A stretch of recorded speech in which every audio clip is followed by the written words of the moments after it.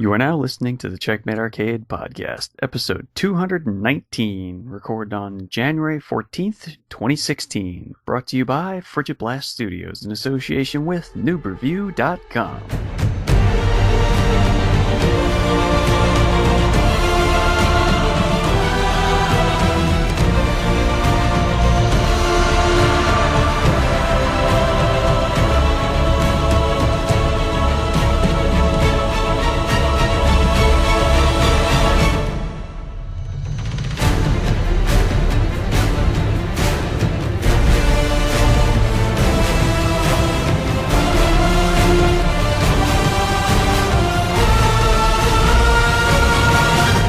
Hello and welcome to the Checkmate Arcade Podcast, your home for quarter munching fun.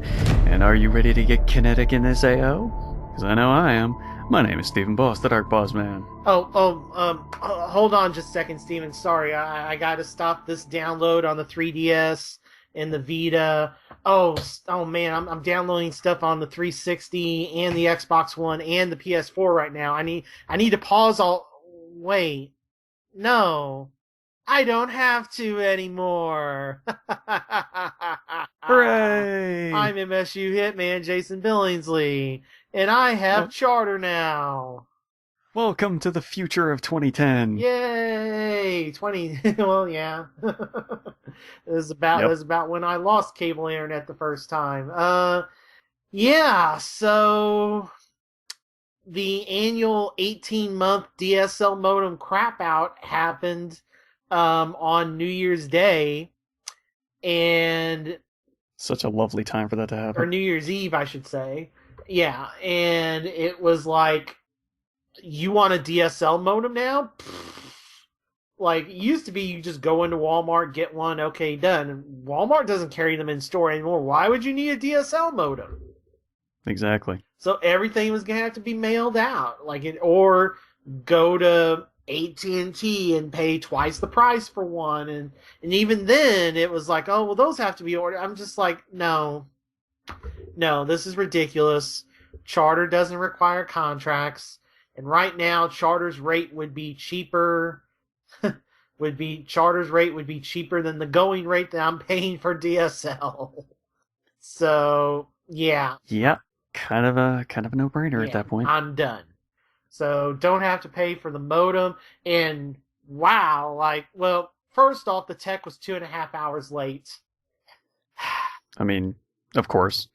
I got my $20 credit though. Mm-hmm. I had to call today to get it applied, but I got my $20 credit. Okay. I had to deal with that enough in the first days. For those that don't know, I don't know when was the last time I talked about this on the show. For the first 3 years I lived in St. Louis, I worked for Charter. So that was a common occurrence for me day after day after day. But, yeah, so, luckily, I scheduled it on off day and I was still able to, get everything done. And it's so weird now because it used to be Surfboard was the modem. But now they're all like Aris modems, and none of the modems. He's like, yeah, man, no, we don't use any of those anymore. Because, I have an old Surfboard, but it's not DOCSIS 3.0, so it's literally worthless. Even on Amazon, it's worthless. They sell for $4. New tech, man. Yeah, so... It keeps speeding along. Yeah, so I'm just going to have to recycle this thing. Yeah. I was going to give it to the guy, maybe he, would recycle it, but I just didn't get around to it. But, yeah, so that happened. And then, oh my gosh, I'm able to just download everything. There's no Charter's going to see me download. I'm downloading everything on my PS4 that I hadn't downloaded. I'm downloading my entire 360 library on my Xbox One because, I have an external hard drive attached to that now. That was part of the Christmas present. So, it was just download. And when we get off the air here, I'm going to install all these 360 games I have to download. Because I have a bunch of 360 games I could download. So it's just download. Yeah, that backwards compatibility is starting to really pay off. Well, for those of us that aren't stuck with only disc games, because there's only 30 disc games or so. I mean, yeah, but still. Right. There's still a fair amount of even disc games, though. Right. And there's even a couple of them that are potentially rumored to be coming in this January update. Now, I hadn't seen what was rumored. Black Ops 2 is the rumor. Oh, that would be great, because I just reacquired Black Ops 2. But Black Ops 1 is the almost guarantee? That's fine. I have the Game Fairy has given me download code for Black Ops 1. And who knows, I might have codes for the other ragtags that may or may not work. Oh, okay. Because remember, Black Ops 3 on 360 and PS3 came with a download of Black Ops 1 to make up for the fact it doesn't have a campaign. Right, yeah. So the Game Fairy may have been taking some codes from the unwashed masses of Fenton, Missouri. Well, let's not call them unwashed. Oh, I'll call them derps. Derps, sure. Okay, from the derps of Fenton. There we go. Okay. Alright, well.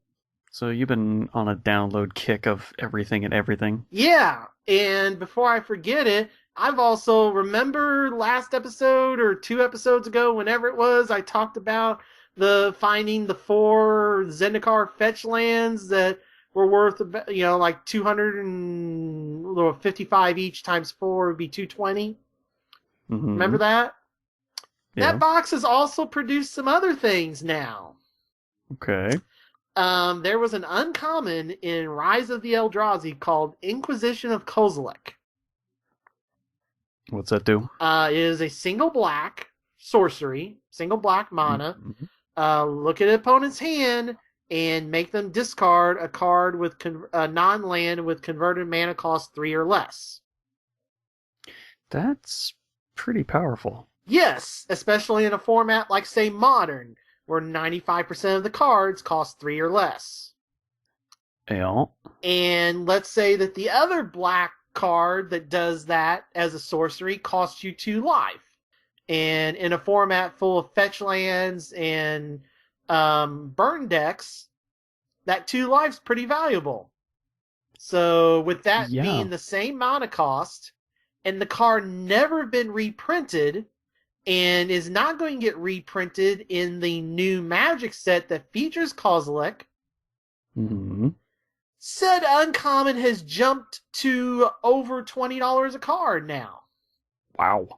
Jeez. So I just sold a playset on eBay for $75 because, of course, my mono black vampire deck ran it as a 4 of. Well, I mean, yeah. Because why would you not want to have A, knowledge of your opponent's hand, and B, get rid of something? Yeah. So, yeah. Knowledge is power, folks. Yep. So, yeah. So that was nice. And then, I've not sold this next one yet, although I'm getting ready to. When mono black vampires kind of puttered out after World Wake, I started thinking about, well, I need to get a competitive deck. I need a net deck, just like the old days of Versus. And it's like, well, Jund. Red, black, green. Okay. Mm-hmm.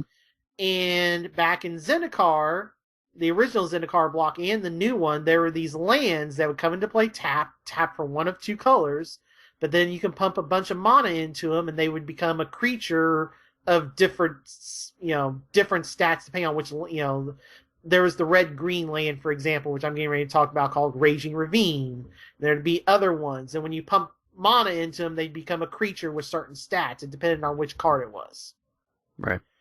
So, with people wanting that card in Modern, people wanting that card in Commander, and again, it not being reprinted in the new set of Zendikar, the foil version of that card has gone up to about $100. Jeez. And guess who randomly had one just sitting in that same box of cards? Oh, I'm gonna guess it was you. Yes. You lucky devil. So, yeah. So I'm gonna sell that too, and because I've been trying to sell things, to I've got to. I think I may have. I think I've covered the cost of the two of the PAX tickets. I mean, I've been trying to do that, and then also like all the sales that PlayStation has had. Like the Xbox sales started off really good that first week, and then kind of petered out. This week was pretty good on Xbox stuff. Well, I mean the week-long deals were usually pretty good. Yeah.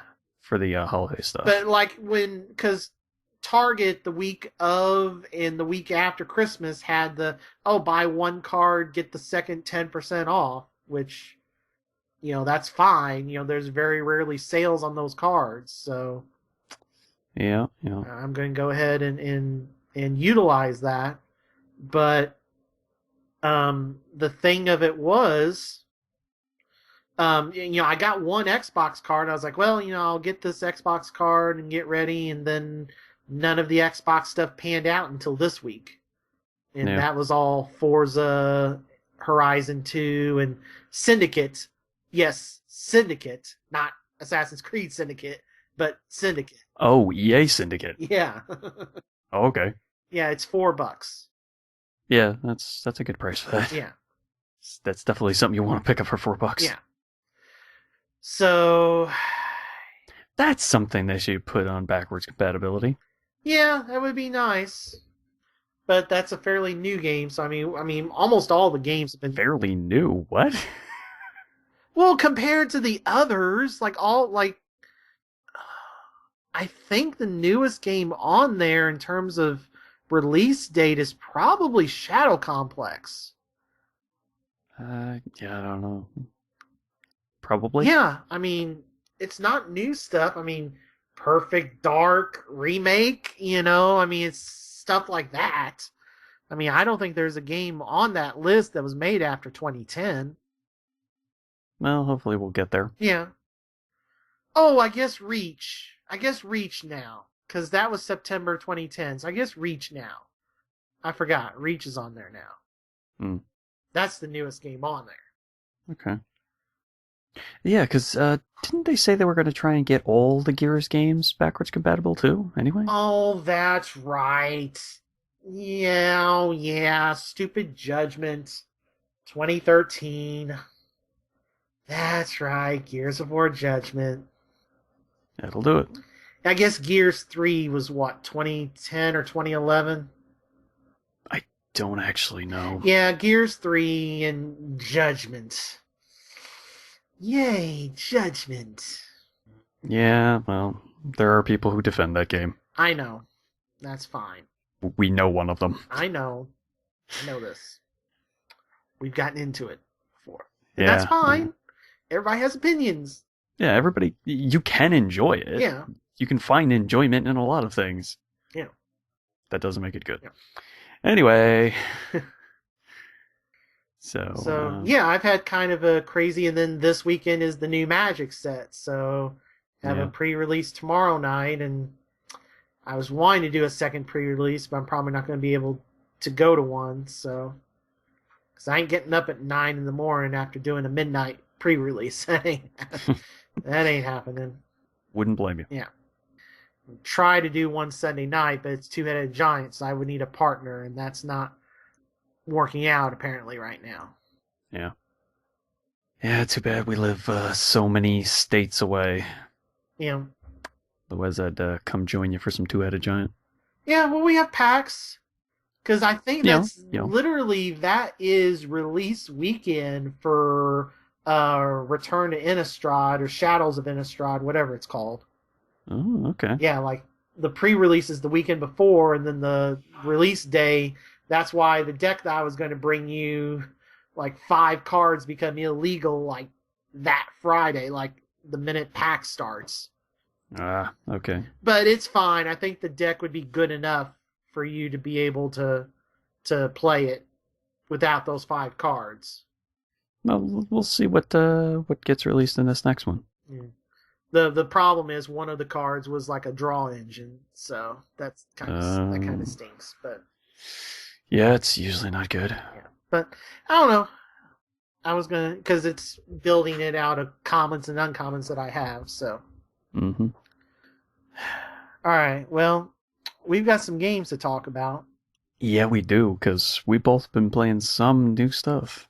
Yep. So, I guess we'll get straight into it with our now playing. So, welcome to 2010 in terms of internet. What have you been playing?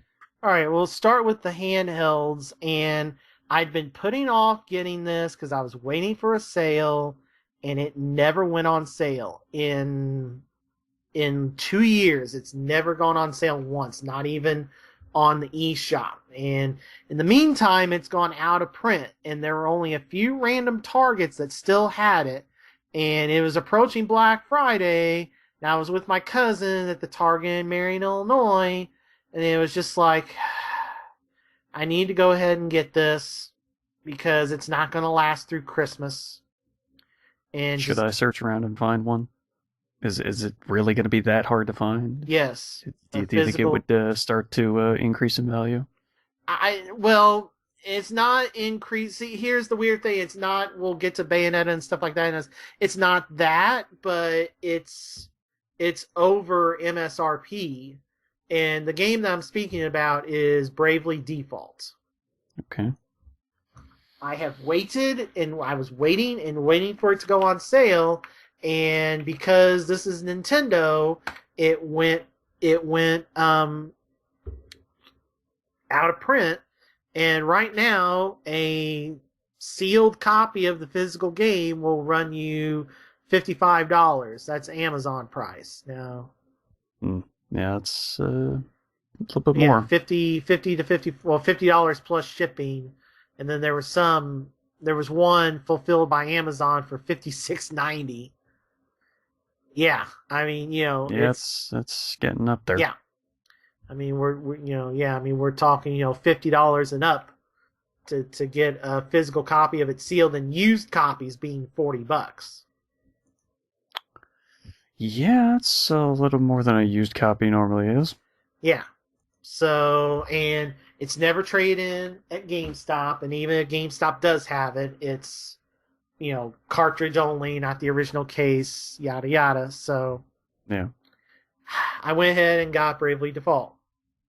Mm-hmm. I've only played a little bit of it. I've only beaten, I guess, the tutorial dungeon, and I've messed around with the town a bunch, and then it takes a while to get going. And then then I got to the next fight where the guy who's running the airship that you see in the first dungeon, and then the lady that's his boss.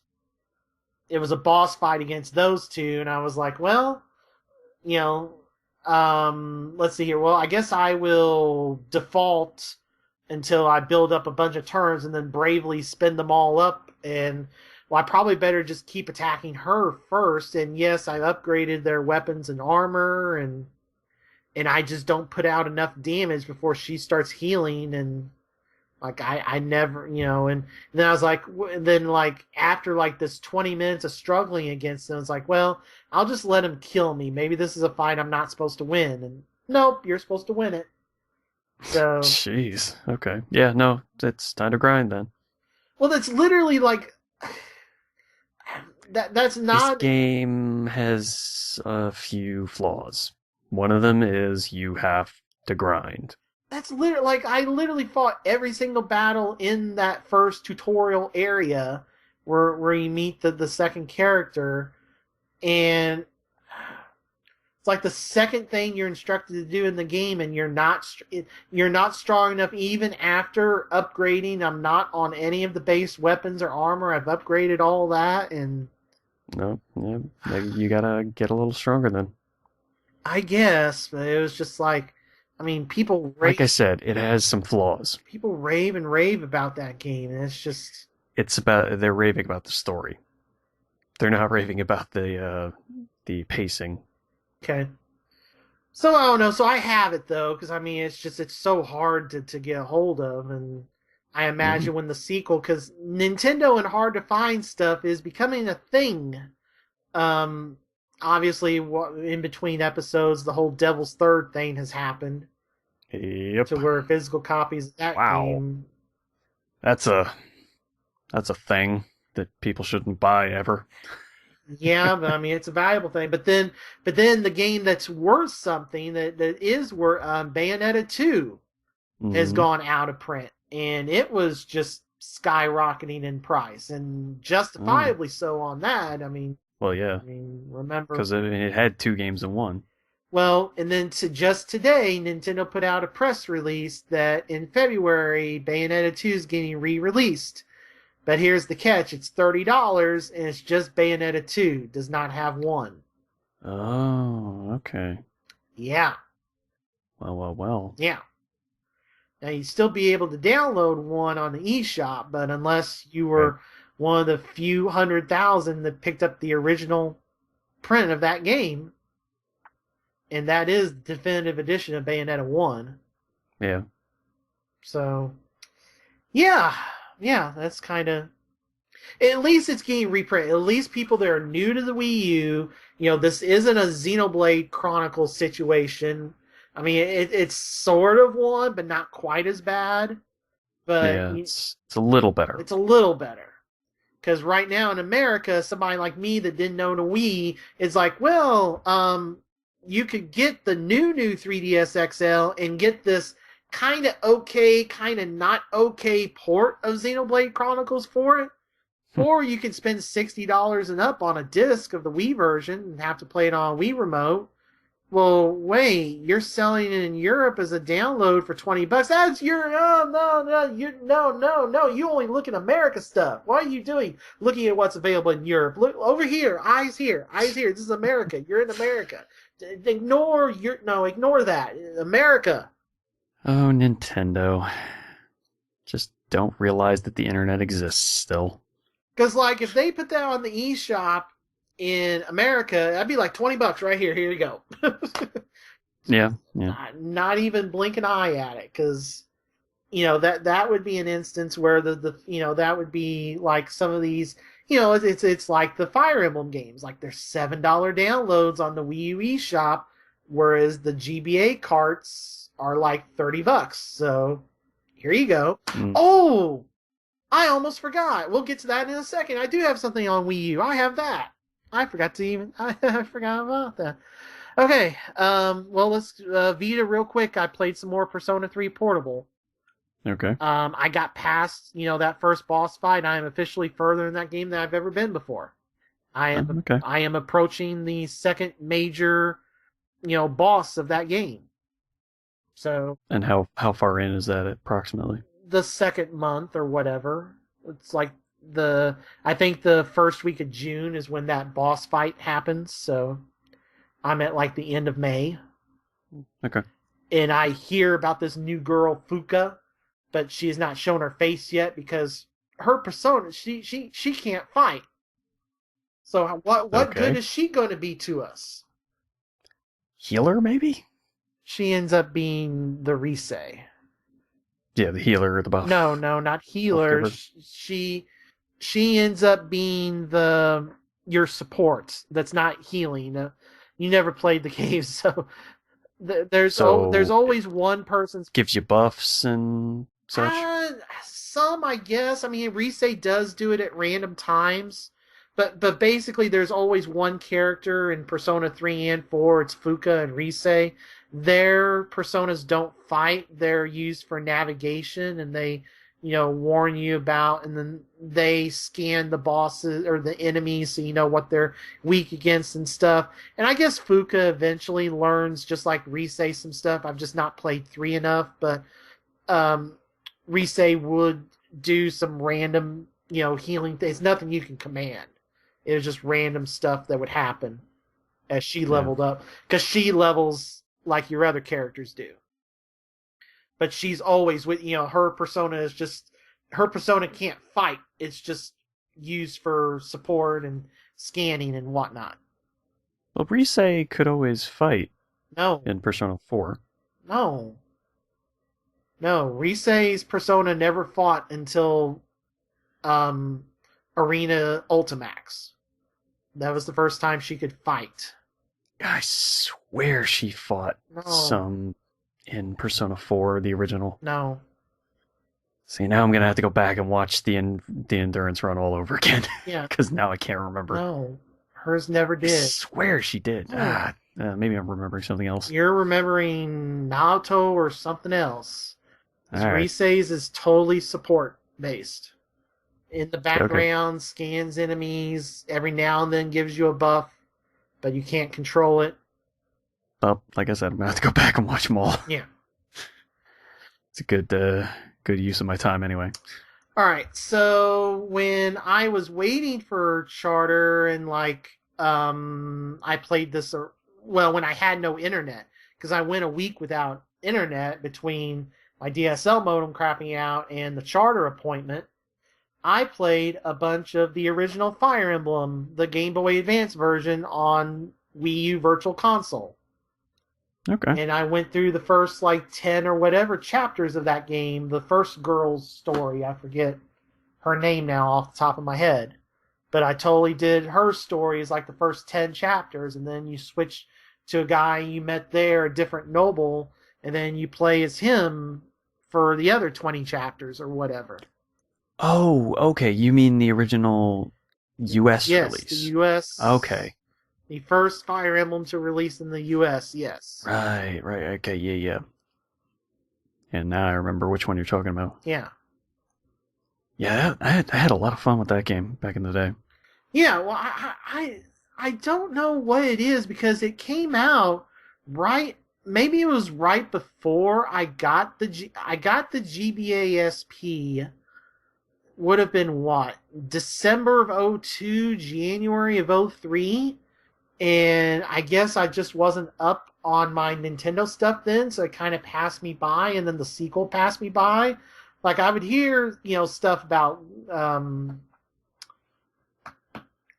it's not Golden Axe. What am I thinking of? I don't know. Oh dang it! I have the first one on the Wii U. Hold on. You're gonna have to give me something. Give me a hint as to what you're talking about. I've got the pad right here. I've bought the first one. I actually have the GBA cart, but I went ahead and bought the first one on the Wii U. What am I thinking of? Come on, you silly thing. Golden Sun! Oh, okay. Golden Sun. Because I'd heard of those, and I got those, and I got the Final Fantasy Tactics remake, or Tactics 2, whatever, and in the Final Fantasy remakes on GBA, but I got the Advance Wars, but the Fire Emblem just passed me by, and then the GameCube one passed me by. And now I regret it every single day because that GameCube one is ridiculously expensive. Yeah, people say that was a really, really, really good version. Yeah. Which sucks because it's one of the few that was released that I never played. Yeah, and I mean, I just knew nothing about it. Yeah.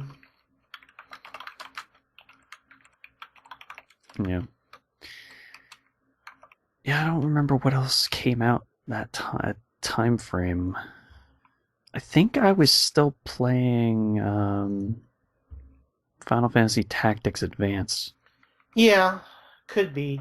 I mean, it's just something where, because of Murray State and the way that Nintendo was treated there as a GoldenEye wrestling-only machine that I've talked about in the past, I have this Nintendo hole of the late 90s, the N64 era, and the GBA era. And then when I got the GBA, other than, Golden Sun, I heard so much about, so I got that, and I got fairly far in the first one. And then, your Final Fantasies and your Castlevanias, your tried and true stuff, and your Yu-Gi-Ohs that were based on the actual card game and not the side adventures, because those all sucked. But, oh yeah, you still have to buy them to get the cards, and... Oh, Destiny Board Traveler. Oh. I feel like I should remember exactly what that's from, but I don't. It was a GBA game. It came out around 04, and it had it was probably the most powerful promo card ever. Oh, right, the Yu-Gi-Oh games. Yes. Yes, the Yu-Gi-Oh games. I would always buy the ones that were based off the card game, but then they would stick the promo cards in the ones that weren't. They'd stick the. Which was the promo card from that one? Because I don't It was remember. DD something, DD Assailant. Oh yeah! Wow. It was the one. It was an Earth type Hmm. DD, and whenever it did battle with a monster, both it and the monster that did battle with it would be removed from the game. Yeah. Yeah. Yeah. Okay. Yeah. It wasn't a May ability like DD Warrior Lady, but DD Warrior Lady had been banned, or not banned, but Yeah. she was restricted to one. A So, little too powerful. Also, that effect still a little too powerful. well, now you had one where it wasn't a May ability, but you didn't Yeah, you care. had to. You Yeah. had to, but who cares? Generally, when you did it on Warrior Lady, you were going to do it anyway. So Yeah. Most. who cares if it's a May ability or not? Yeah, and most of the time you were using it on something that was stronger than your character anyway. Yeah, okay, I'll sack a few hundred life points to remove this creature and Yeah, I'll get rid of your 2,000 attack creature your that, Jinzo, whatever. Sure. yeah, or your Jinzos, or your Summon Skull. Just because it's a little too bigger, a little bit bigger than any of the creatures I got. So, hey, guess what? Now you got nothing on your field. Attack to the face. Yeah. Yeah, so I mean, it was always something, and then, but so I remember I bought that game. It came out right before the 10K at Wizard World Austin. And I bought the game, got the card, and the entire drive from St. Louis to Texas, we passed around that game between all three of us, and none of us three could beat the first level of that damn game. Jeez. None of us could beat the first level because it was Uh, a a Mario Party wannabe type thing, except that you were playing the computer or whatever. It wasn't. It was a board game, but it wasn't. right. Okay. None of us could beat that first board. I mean, we spent hours and hours and finally gave up. But when I showed up at the thing, because all promos were legal as soon as they were released, Yeah. and I showed up at that because I bombed out of the 10K and then played Yu-Gi-Oh on Sunday, and people were like, "What is this card?" It's like, "Oh, go buy Destiny Board Traveler and you'll get one." I remember that game got so hard to find after that first week because people would bring the card and be like, "Whoa, we have another D." It was another DD. And if you Yeah. were crazy enough to buy 3 copies of that damn game, you could have 4 DDs. Wait, 4? Well, yeah, because the card wasn't restricted upon release, so if you wanted to, you could have 3 DD Assailant and 1 DD Warrior Lady. Oh, okay.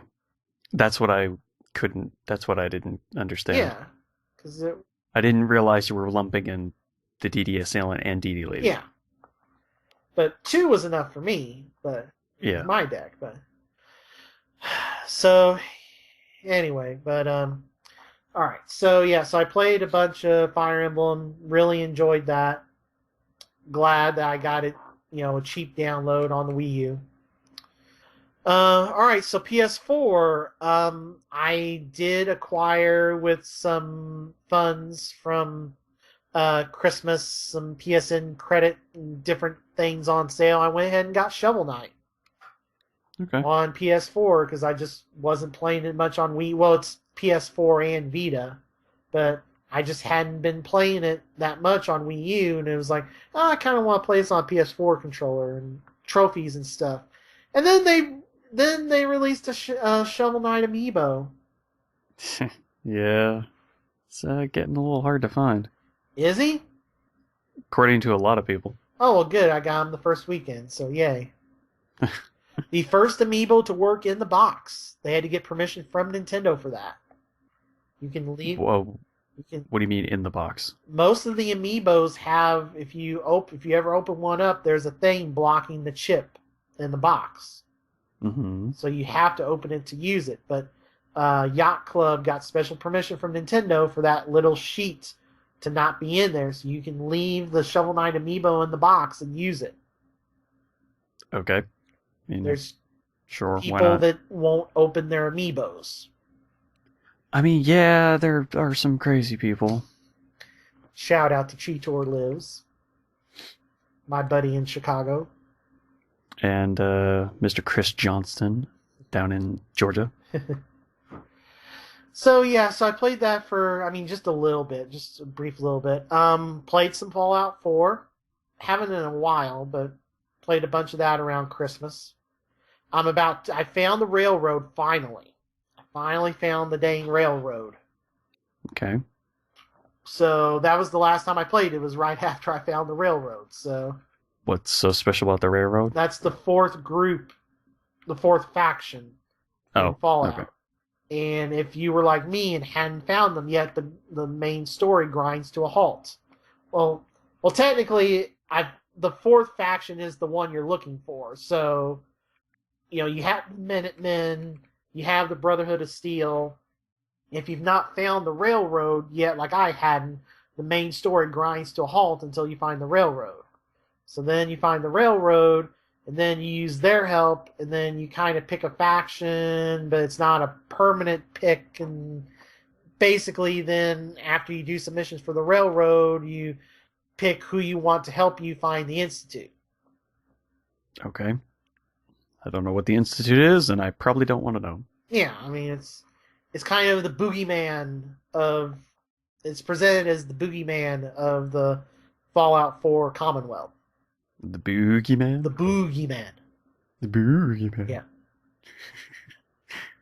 Alright. But they are the fourth faction.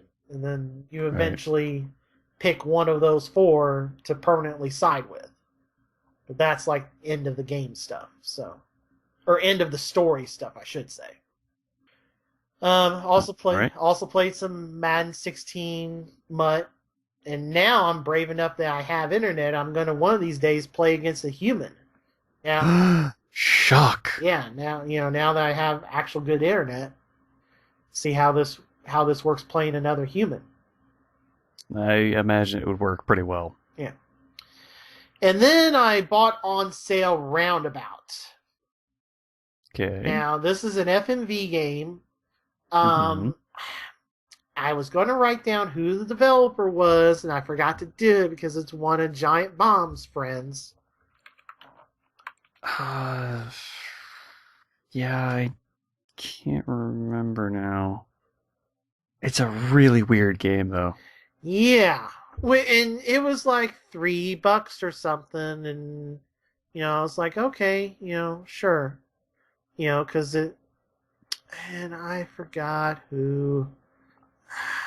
And of course, this it doesn't say it on here, but it's one of the developers. They're fairly famous for other stuff. They're friends of Giant Bomb. There's a lot of video game media personalities and stuff that are in it. It's an FMV game where you play this limousine driver, and you're constantly rotating the limousine in a circle, and you're having to drive on these 2D streets to get from point A to point B, kind of like a Crazy Taxi style game, except you're constantly rotating in a circle. But the problem is, the streets aren't clear, so there's a lot of other vehicles in the way, and you'll just run into them constantly and keep blowing the car up. Yeah, it's not meant to be easy. Yeah, so I got through like the tutorial, and then like the first ride starring the character the E, who used to be the main network guy for Xbox Live, because he's in this game. He plays the mechanic. So like I did the driver's test. I drove E, back to his repair shop. And then I drove this woman's two kids to school, and that was a really frustrating drive, and I was just like, yep, I'm done. And now I have a trophy in that game that I'll never And I'll never play that game again. So, yeah, I would not recommend Roundabout. Well, that's a shame. That was... Because it's funny. Yeah, that was $4 wasted to me. Yeah, and the review scores kind of show it too. Well, no, I guess they're fairly high, but then I see IGN Spain, and they're even higher than what I would give it. So, yeah, just not. Why are you looking at Metacritic? I wasn't looking at Metacritic. I was at Wikipedia to try to Dan Teasdale. Right. I just remembered Dan Teasdale. It's not on here, but now I remember it. Yeah. I was looking on the Wikipedia page to see if it had Dan Teasdale's name on it. It didn't. But in the corner, it was like Metacritic 7.5, Polygon 7.5, some foreign site, something else, IGN Spain 5.5. And it's like, yeah, that's starting to approach what I'd give it, probably a little less. Yeah, not a fan of Roundabout. Well, it wasn't a very long game, I remember that. Well, I'll never know because I stopped after that second mission, but yeah, I'm glad I didn't spend $15 for it. I only wasted $4. But all right. Anywho, all right, moving on. Xbox One. I put some time into Magic Duels because the Rise of the Eldrazi update finally came out just a few weeks before Oath of the Gatewatch. So they also had a pro mode where if you downloaded the update and played before a certain date in December, you got a bunch of free coins. And I also did that on the PC, so... Okay. So yeah, so I played the update does have a 5 duel campaign, so I got some coins from that. The core game has 5 match campaigns because you're going through the story of the 5 planeswalkers featured in Magic Origins. Right. So then now with the Rise of the Eldrazi, you have a campaign based around the Eldrazi. So. Okay. And that's the biggest way to accumulate free coins. That'll get you the most. After that, you either have to grind matches, single matches against the AI, or online matches against another human, or buy coins. Right. And the coins are how you get the packs. Yep. Which is pretty much the same way any other free-to-play card game does it. Right. But once, unlike the core version of Hearthstone that really doesn't have a campaign, this has a campaign, a single player that you can use to get a bunch of coins and get a bunch of packs. But then after that, you're going to be playing the AI or humans to get coins and to finish quests that will give you bonus coins and things of this nature. But at least Magic gives you that single player opportunity to accumulate a bunch at once you go through everything. Yeah. And don't worry, in those campaigns you will be given a deck. So I would not, for someone as yourself just starting out or someone else out there, I would not spend any of your coins on packs. I think at one point you have to go to the store. I think at one point you after you do like the first campaign, it may make you buy a pack before it unlocks the other 4 campaigns. But other than that, I would not then buy any more packs because the more coins you spend at once, the more packs you get. Like it's like 1 pack for 150 coins, 2 for 300, but then like 8 is cheaper, and then so 16 or whatever. Yeah, small discounts. Yeah, there's discounts. So other than the time it tells you have to buy 1 pack, then just hoard the coins to buy a bunch of packs at once. And since you're just starting out, I would probably just get the Return to Zendikar or Battle for Zendikar packs. So the expansion packs? Yeah. Okay. Yeah, I probably wouldn't worry about the Origins packs right now. All right. For someone starting out. Yeah. All right. All right, so played some of that. And then when I was home, I took the Xbox home this time for Christmas because I wanted to play some of the things with my cousin. And a couple of those games I've also acquired while between episodes here, Forza Horizon 2. Okay. I built up enough store credit winning Friday Night Magic 2 straight weeks at my place that I built up enough credit to get, he had a copy of Forza Horizon, so I cashed in my credit for Forza Horizon 2. That's a really fun game. It is much better than the 360 version, because that was the first Forza game to have the weather effects. And wow, the rumble really works on that controller. Is that the rumble and the triggers? Yeah, I don't really enjoy rumbling triggers. It makes a difference in a driving game. I'll say that. All right. We also played a bit of Forza 6. Okay. I actually need to boot both those games again because I updated the Forza app, and because of my achievements in the various Forza games, I should get a bunch of free stuff. But I have to play the games while connected to the internet, so I haven't played those since I got back from Christmas. But yeah, Forza 6 much better than 5. Yeah, by a fair amount. Because, I mean, to be fair, I mean, they did do some trickery where they put in some microtransaction-y stuff after the first month, after all the reviews are done, but you can, with one button press, never get any ads or anything pop up about the microtransactions in that game. Yeah. Which is nice. Yep. So, yeah, I mean, there was some site that was selling cheaper Forza 5 and Horizon 2 codes, and I was like, forget Forza 5. Just get Horizon 2 or 6. Much better games. Also, with my cousin, I played Rare Replay, which was a Christmas present. Oh, hey. Got that one for Christmas, too. And that was really fun. We played... he started off wanting to play a bunch of their old arcade games. Man, their old arcade games were terrible. They're pretty rough. There were some quarter munchers in the worst ways. There was some adventure game that we tried to start, and it was just like, we barely get past like the first couple screens. Yeah. Eventually... Their early years were kind of rough. Yeah. Eventually, we landed our RC Pro-Am 2 and just had a blast playing that. Like, we played that for a good 30 minutes to an hour. Yeah. Because I actually have 2 controllers now. Okay.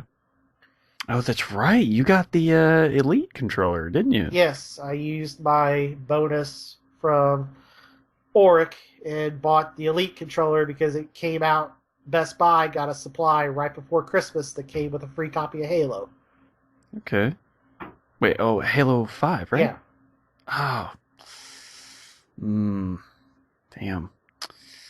That might be worth doing. Well, that promo's not valid anymore. It was a... Oh, shoot. Yeah. I have like half the credit to get one of those controllers. GameStop does have them available now, and they're selling them at cost, unlike before where they were trying to get you to buy Halo with it. Yeah, I know. But so we played some 2-player RC Pro-Am 2 and had a lot of fun with that. And that doesn't count the other NES games on there, all the 360 and N64 games are on there. It's 30 games on there, man. There's a lot of really good games on there. Yeah, I mean, there's some crap, but because real good ones. Yeah, like you said, the early arcade games are just real rough. Yeah. But once you get past those very early years and then into the more notable stuff that Rare became known for, then a lot of this stuff is worth it. Yep. It's just a really good package. Yep. A couple of nights ago, I played some Black Ops 3 multiplayer. Oh, hey. So did I. Yes. You were not on mic, but you were playing. No, I was on mic. I had my mic in, but then I think I stopped like 1 or 2 matches after you hopped in. Okay, because I never heard you talk the entire time. So. That would be why. Okay. But yeah, it was nice to have a smooth connection and not have to worry. Zune! Remember those days of being like, Jason, you're lagging. Oh, hold on. Sorry, Zune was downloading a podcast. Sorry. Remember? Yeah, well, I mean, you don't have to worry about Zune doing things at all now for various reasons. Yeah. But yeah, so it was nice to have a smooth connection, and I was kind of enjoying having like reload and the slide with those because that was the first time I'd really tested out the things on the back of the Elite controller. Oh, okay.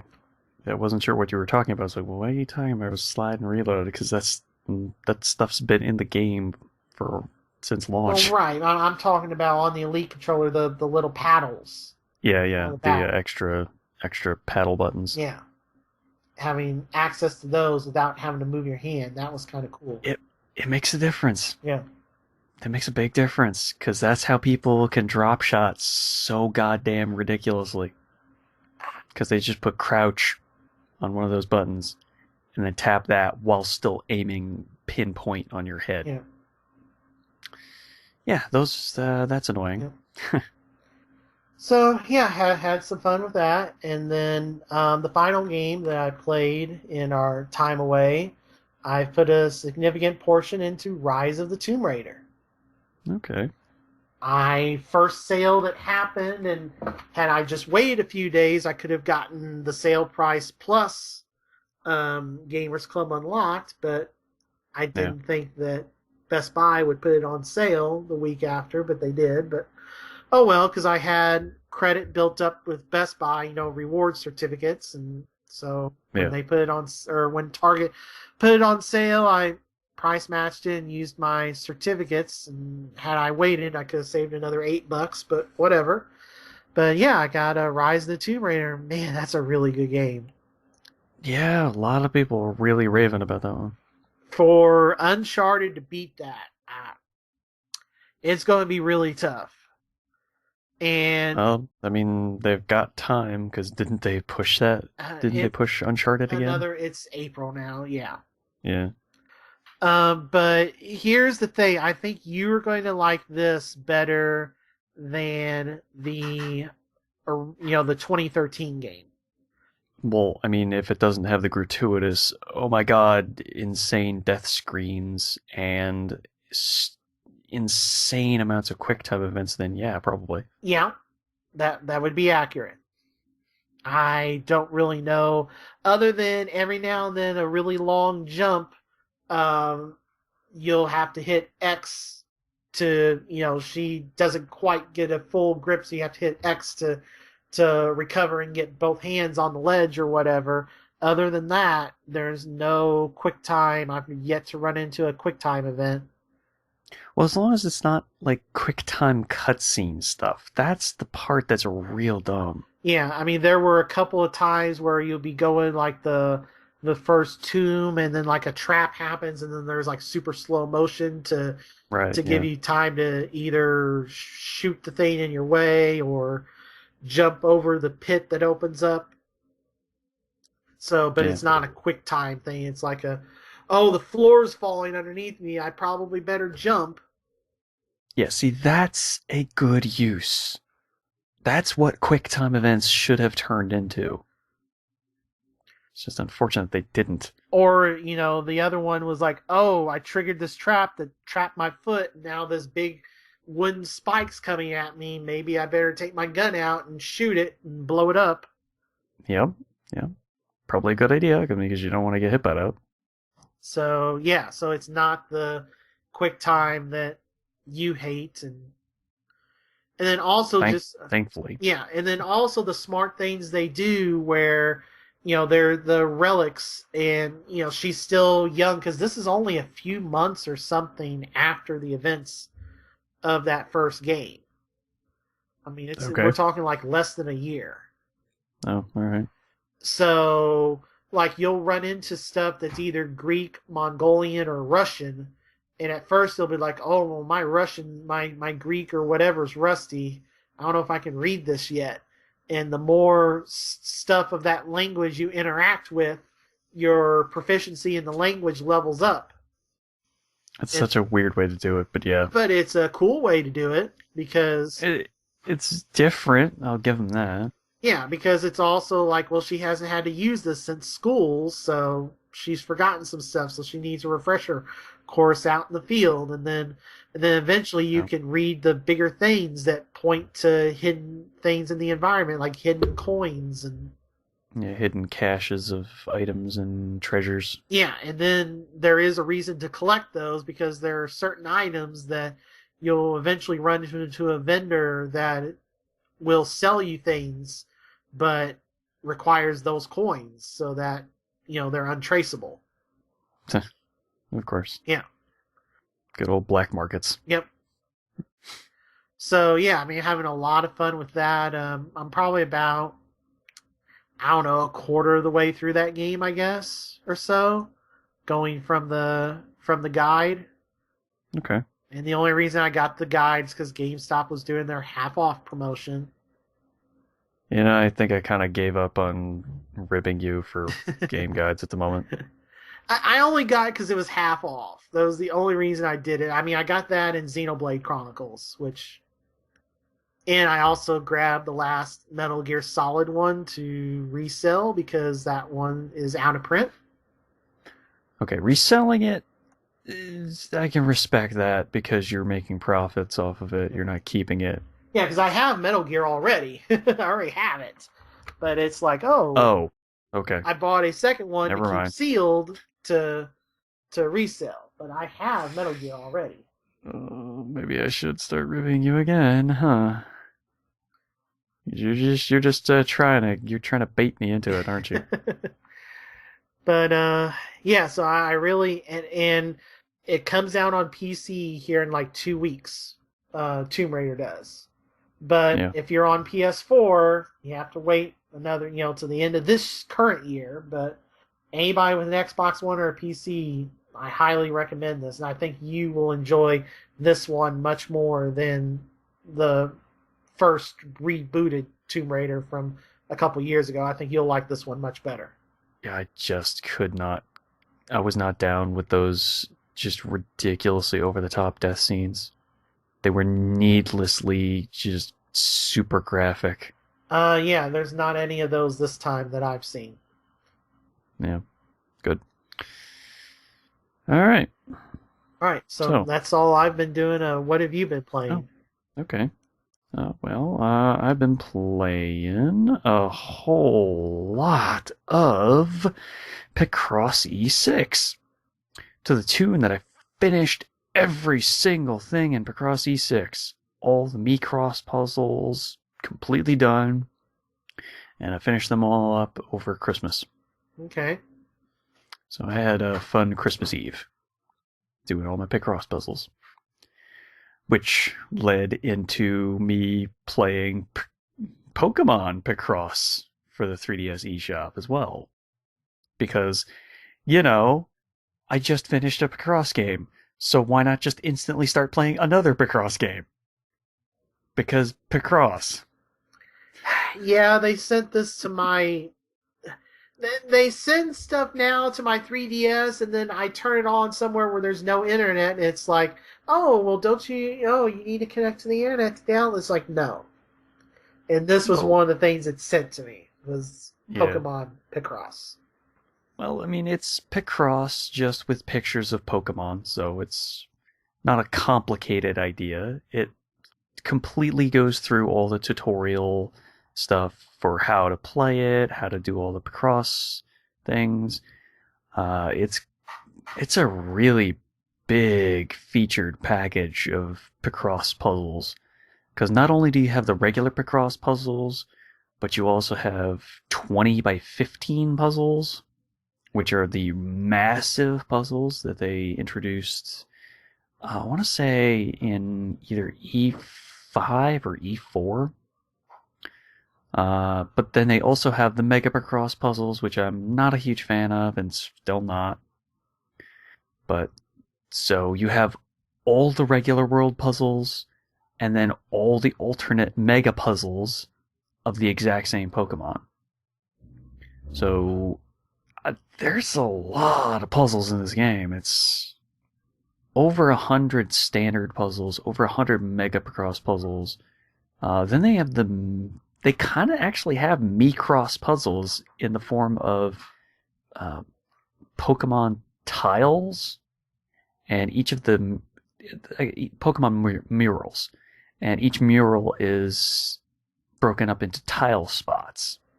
And by completing challenges on the normal Picross puzzles, you can earn tiles that fit into those giant murals. And then you do those little murals, and it reveals a larger picture, just like Micross.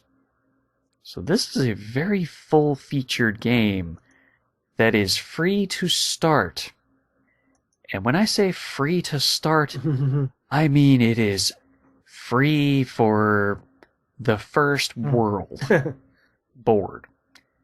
Then you kind of want to either start playing the, now I gotta wait for my timer to refill, because there's a timer that ticks down when you put a block in each of the puzzles. So the entire point of the game is putting blocks on the grid. Each one of those you do costs you 1 point of energy. And your energy bar refills 1 minute for every 1 point. Oh. So 100 minutes. Once you decrease that bar from 100 to 0. But then if you perhaps, say, increase your energy bar with some Picross that you get for finishing your Picross puzzles, you can increase that to 200, then 300, then 400, and then finally unlimited. But that takes a lot of Picross. And you can buy Picross for real money. Now, thankfully, this game does exactly the same thing that other free-to-start games have done in the past. It puts a hard cap limit on the amount of money you can spend. $30 gets you a fully unlocked game. And that's not a terrible price, but it's maybe a bit pricier than maybe what you really need to pay. I mean, that would be what a retail... It's a retail cart, sure, but you don't actually have to do that. So far as I've been able to tell, as long as you buy, I think 3,000 Picross, you're pretty much set. You don't have to worry about anything more than 3,000. And that'll run you about, was it like 17 or 18 bucks? And that's not a bad price for a Picross game that's this fully featured. Because I've paid more for games with lesser content than this. So, yeah, a little tip. There's 2 special sales for Picross that you only get one-time uses on, and that's 200 and 800. Those are, I think, 99 cents and then $2, respectively. And that'll give you your first 1,000, which is fair enough, because it's a fair amount of Picross. Or maybe it was no, I think it was like $3 for the 800. But that's your $4 spent on that. But then if you buy the 2,000 Picross bundle, which is was it $13? $12.99, I think. Yeah, so it was about $17-ish, $18-ish with tax. And that gives you pretty much enough Picross that I have yet to need more. And I think I still have like 1,100 something left. So I think that's kind of where you want to put your money if you're going to put any money into it. I'm really enjoying it. Now that I've turned the timer off for the power energy bar, so that's a fully unlimited, having a lot more fun. Because I'm going to wait for it constantly.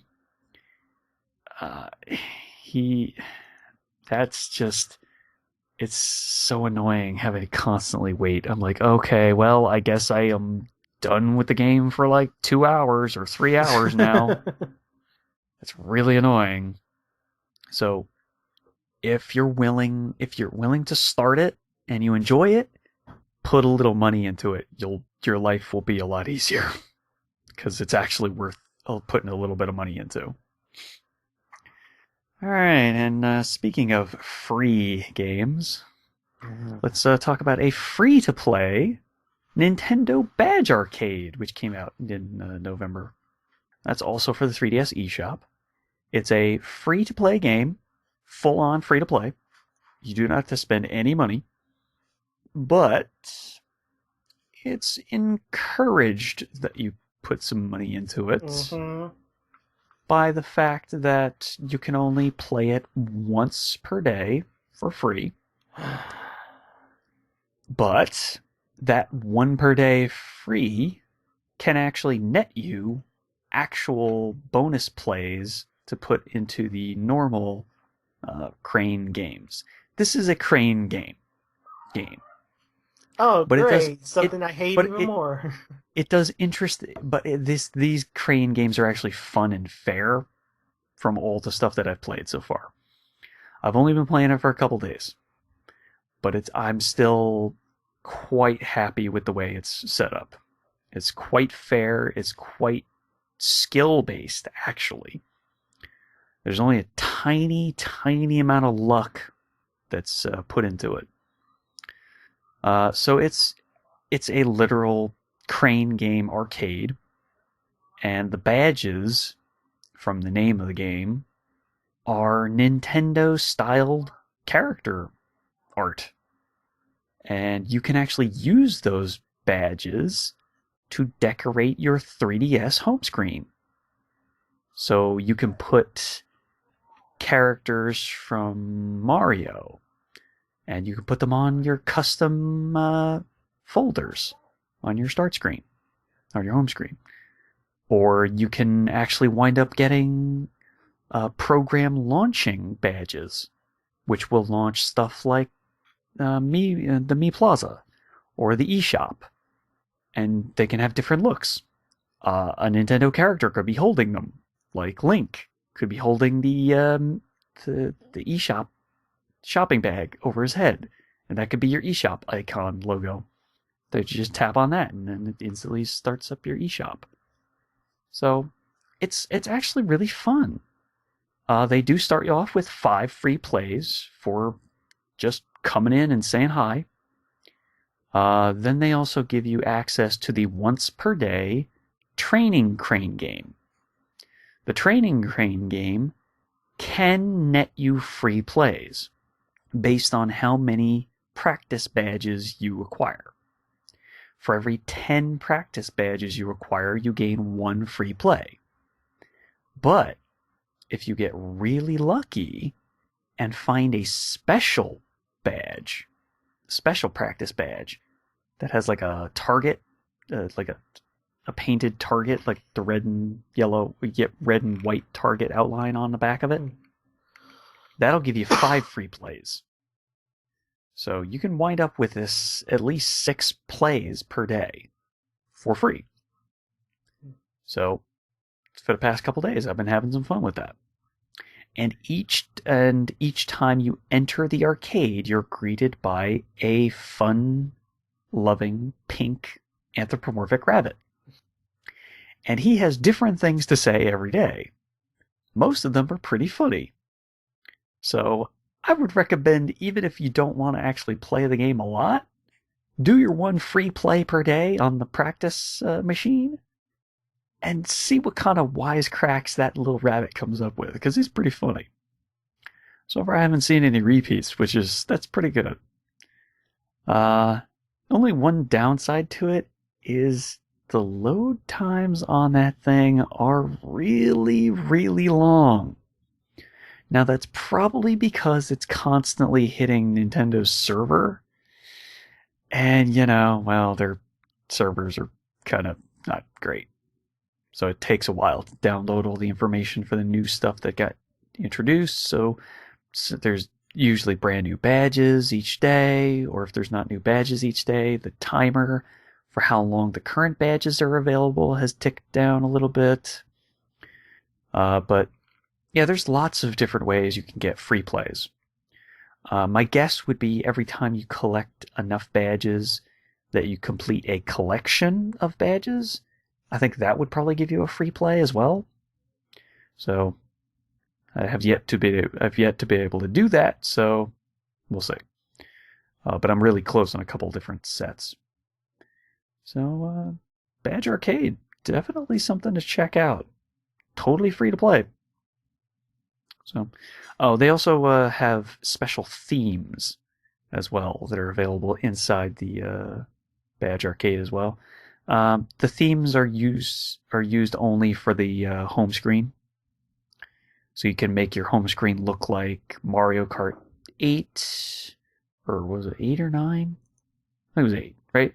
8 was the last Mario Kart game? Well, yes. Well, for Wii U, I mean, 3DS was 7. Right. That's what I'm saying, though. The last Mario Kart game was 8. So they'll have, like, Mario Kart 8 themed home screen menu looking backgrounds, Mario Maker theme background, Pokemon theme background, stuff like that. Those are time limited as well, but those you can't get for free. Those are you have to pay. Now, normally they're like $2. That's it. $2 will get you 10 plays on the cranes. The cranes actually also have some unique properties sometimes. There'll be different types of cranes. Some of them are hammer cranes, which as soon as you hold the button, the crane will start moving, and then as soon as you let go, the crane will drop to a certain level, and then a hammer will swing and send the badges flying. So it's unique little spins on the crane game that are only doable in a virtual world, because if you had things exploding at the end of a crane hook, that would probably be bad for a real life thing. Yeah. So it's fun. It really is fun. It's something that it's something unique that I think everybody should at least check out. Especially because you get your free plays right away, and that can net you some fun little things to decorate your home screen. Alright, so that's it for my 3DS. Let's go to Xbox One, because that's got the most repeats on it.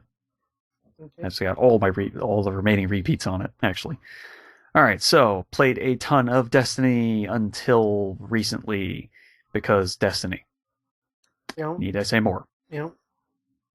I finished up the SLR, so the Sparrow Racing League has left the building for however long they've decided to keep that in their back pockets until they've rejiggered it, maybe added a few more maps, perhaps, because that'd be better than just the 2 maps.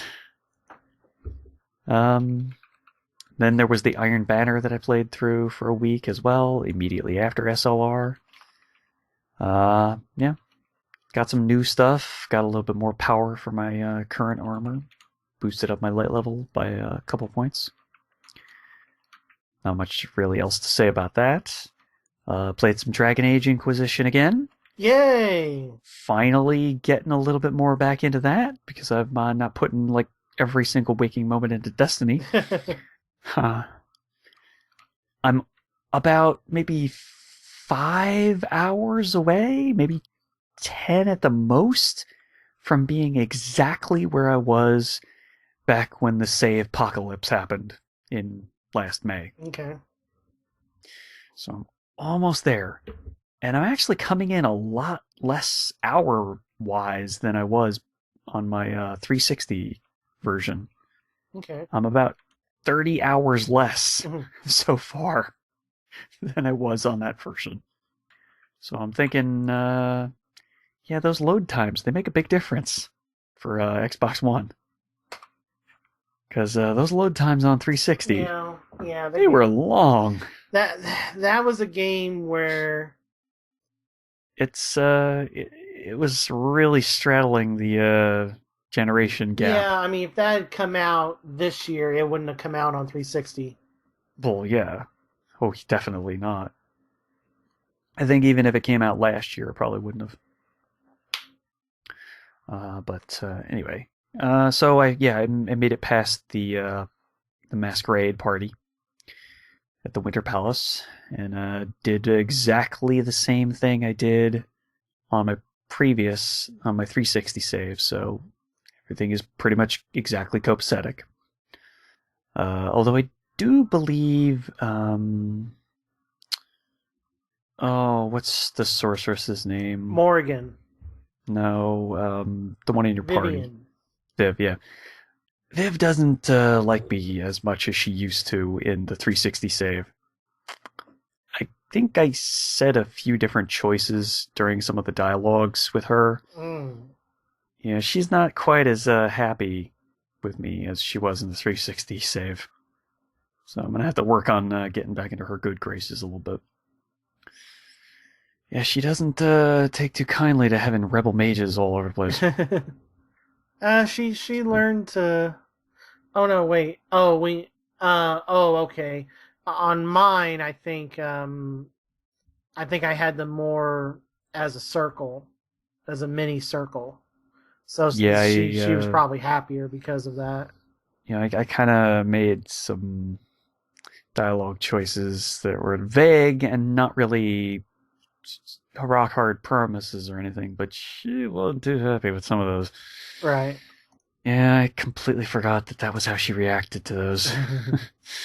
So yeah, she's a little bit cross with me at the moment. But I'm still going to try and get back into her happiness zone, her friendship zone, minimum. Yep. But yeah, almost there. So close. Just a little bit longer, and I got everything back to where I had it before I lost all my data. And yeah, speaking of digital and data, I played some Call of Duty Black Ops 3 after I picked it up on the after Christmas sale. Yeah, I played through the entire single-player campaign. Okay. It was a weird campaign, to say the least. I've heard that. It's got some weird moments. It still wasn't as good as Advanced Warfare's campaign. Yeah. Okay. I actually really enjoyed Advanced Warfare's campaign a lot. This one, it goes some interesting places at times, but wow, it does not mess around even on normal difficulty level. You just go down if you're just not even remotely paying 100% attention to your health. You can just instantly get surrounded and killed in no time flat. So even on regular difficulty level, that is rough. Which, I mean, yeah, it's supposed to be 4-player campaign co-op, but still, you play through it solo. It's okay. Nothing super spectacular. Nothing like Black Ops 2 or even Black Ops 1 caliber, that's for sure. But it's interesting, to say the least. So now they have level up mechanics inside the actual campaign, so that unlocks even more weapons for you to choose from. You could choose loadouts for your campaign, so you can actually stick with certain weapons that you actually enjoy. Or move around to different weapons, whichever. It's entirely up to you. But, yeah, I kind of stuck to mostly like 3 separate weapons. It's like, okay, well, this is going to be a long range map level, so I'll stick with my assault rifle. Oh, this one's going to be slightly closer range. Okay, so let's switch to my submachine gun, and that's pretty much all I used through that entire game. So, interesting, but not that great for a campaign. Then I was playing a ton of the multiplayer, though, as well. I've hit the point where I'm almost ready to prestige. So, like 1, maybe 2 matches, and I'll have enough XP to hit that prestige button and see what that does. I have a feeling it relocks all the specialists, which are something new for the multiplayer on this one as well. Yeah. But I'm not 100% sure what else it does, other than lock your specialists and your weapons behind the level requirements again. So I'll be able to tell you more about that on the next episode. And then I also just very briefly... No, actually, there's also this weird campaign co-op thing called Nightmares. It's weird. It puts zombie mode inside the campaign. It's really odd. Yeah, Jeff talked about this a bit. It's bad. It sucks so bad. It's so ridiculously hard. It's such a weird thing. And yet it kind of makes sense in relation to where the story goes, but still, it is friggin' weird and just a really bad addition to a single-player campaign. I do not enjoy zombie mode, because as soon as you take any damage, you can't move at normal speed, you can't turn at normal speed, and that means you can't save yourself. You're just screwed, and you're going to go down, and you have to wait for your teammate to come revive you. I was playing through a couple missions with Mortific. Mm-hmm. And yeah, each time we completed one level, that was all he could stand, and that was all I could stand too. So we stopped and broke for the day. So we played I think we played 3 separate levels in that mode so far. It is not a mode I would recommend to anybody. As far as I could tell, there's also no achievements for it, unless they're part of the secret achievements. So there's really no reason to even try. Now, maybe there's some story stuff in it that's different, and then maybe that supports something that Jeff Gersman stated on the year-end Game of the Year podcasts. So far, I haven't seen it, but well, I don't know. Maybe I'll only keep playing that with Mortific if he wants to keep going, but that's not something I would ever play alone. That's for damn sure. Okay.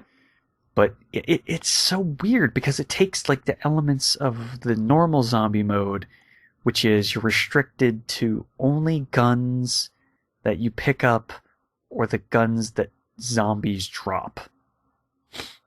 And that's all you get, because you start with a pistol, and you have to find your weaponry from there. And you can only hold one weapon at a time, unlike normal zombies mode, which lets you hold 2. So it's even more limited. So yeah. Yeah, so there's that. Then I also briefly, just one night, decided, alright, let's see what's up with this regular zombies mode that they put into this game. The one that they went completely bonkers with and created a brand new star-studded campaign intro for. So, yeah, Jeff Goldblum's in that one. Yeah. Ron Perlman's in that one. Yep. Those are the 2 that I remember and recognize. There's 2 others. I don't remember their names, and I couldn't tell you. But it's a male and a female. It's about all I remember, though. It's an interesting little opening to it, but then it turns into zombie mode with a couple twists. There's a curse that you have that you can use once per round. This curse basically turns you into a tentacle beast creature thingy. Oh, of course. And it has different abilities. It has electricity. It has an electricity tentacle and a melee-focused physical tentacle. So you have to use this curse to break open boxes, doorways, use on electrical boxes to power up your perk machines. It's complicated. and that was about as far as I got. Because I do not enjoy zombies in basically any media form that they want to keep giving them to me. I'm kind of done with zombies. I don't want to play more zombie games. With one to maybe two exceptions. Telltale's The Walking Dead, if they finally get themselves back on track with the third season, and Left 4 Dead. That's it. Anything else with zombies in it, I kind of just don't care. Well, you might get your Left 4 Dead wish. Maybe. But we'll see. So I guess that's kind of it for Black Ops 3. So, yeah, the only thing they added for multiplayer that was brand new was the Specialists. The Specialists have a unique super ability that charges over time, kind of like how Destiny does with their supers. Kills will earn you more energy towards it, knock more time off your counter, same as Destiny. So I think Destiny kind of had an influence on this game. Or maybe they came up with it at the same time, I don't know. But definitely reminds me of Destiny, that's for sure. Some of them are actual weapons that charge up super slowly but can cause a lot of damage, like a grenade launcher that splits into 3 grenades as it hits the ground. Or a bow and arrow with explosive arrows. Yeah. Or a one-shot pistol that no matter where you shoot them, as long as you hit them, it insta-kills them. Or you can have an ability that lets you ping all enemies within a certain area and see through walls. Because information is power, friends, as I stated earlier. So yeah, there's a fairly large variety of specialists and specialist abilities to suit your needs, and whether you want to actually attack people or just use some kind of ability that gives you sleight upper hand. So, that's kind of that is the only thing that is brand new in that multiplayer, really, other than the movement, which is wall running, which, Titanfall did it better, in my opinion. Yep. Because you don't slowly fall off your wall run halfway across your wall. Because, oops, this tunnel's really long. Oh, well, we gotta kind of get you to start slowly sliding down the wall. So, yeah, that's my opinion on the wall running. It's not quite as good as Titanfall. So, I look forward to Titanfall 2. Then the last game that I was playing was a older game, but still something I haven't ever played before. At least not past the demo, which I really enjoyed, which actually made me pick up the full game. I played some Skulls of the Shogun for Xbox 360.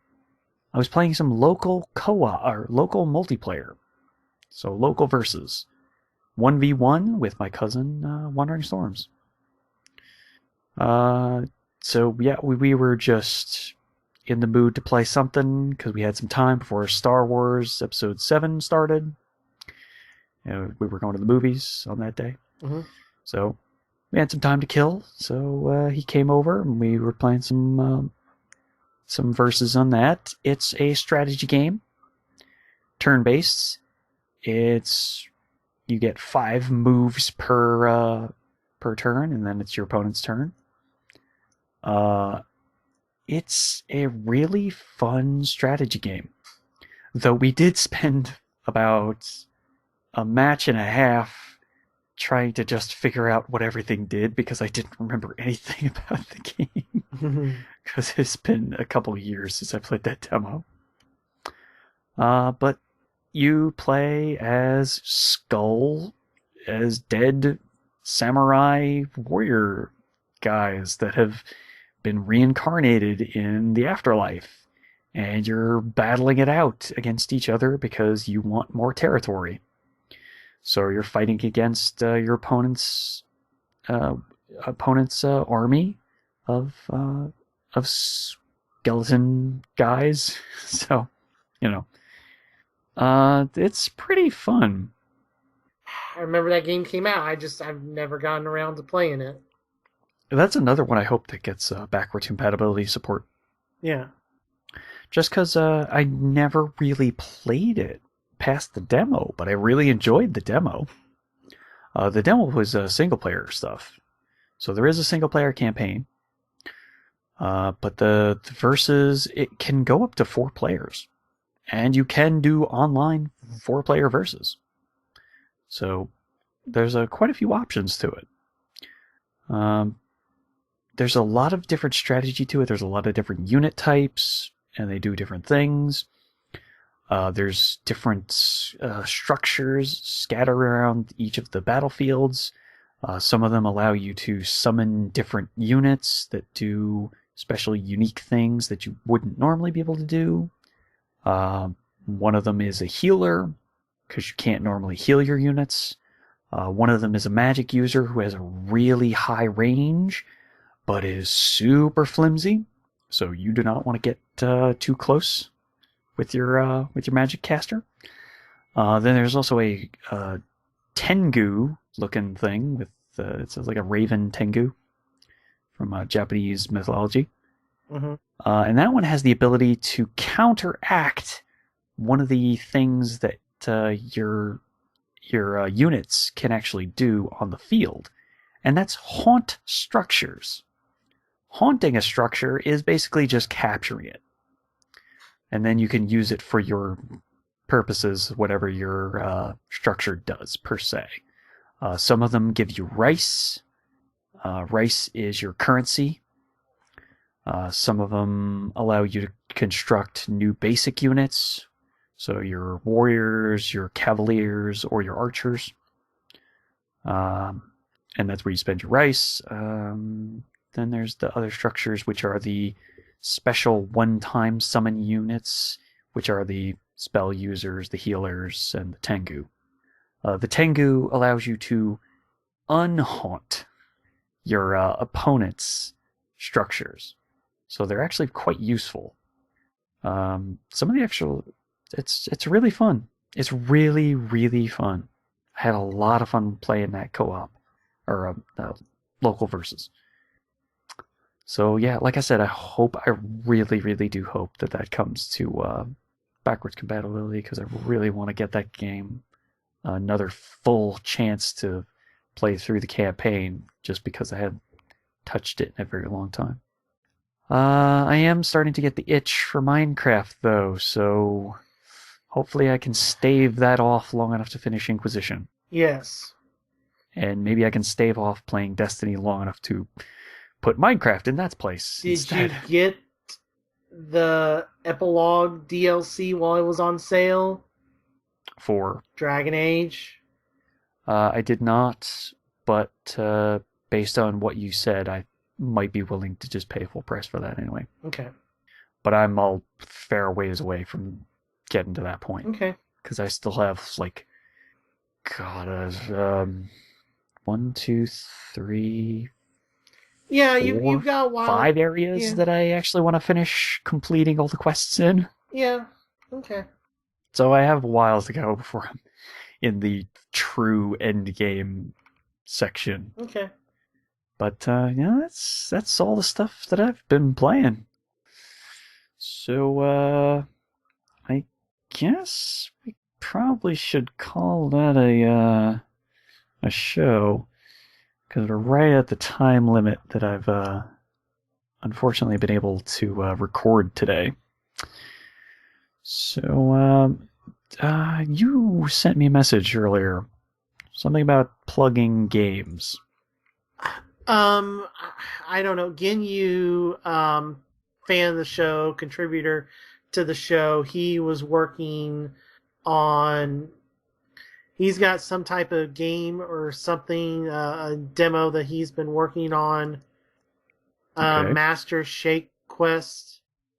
Oh, okay. So based on Aqua Teen Hunger Force. Yeah. Okay. So he's doing a little fan game for that. Yeah. So well, he gave me a link to it. I shall give you. Maybe I'll send it out on Facebook here later. But that'll be a nice little plug for him as well. Yep. All right, so we'll put that in the show notes so you can check that out on your leisure at some later date. Yeah, if we had time, we'd do the NPDs, but we don't have time.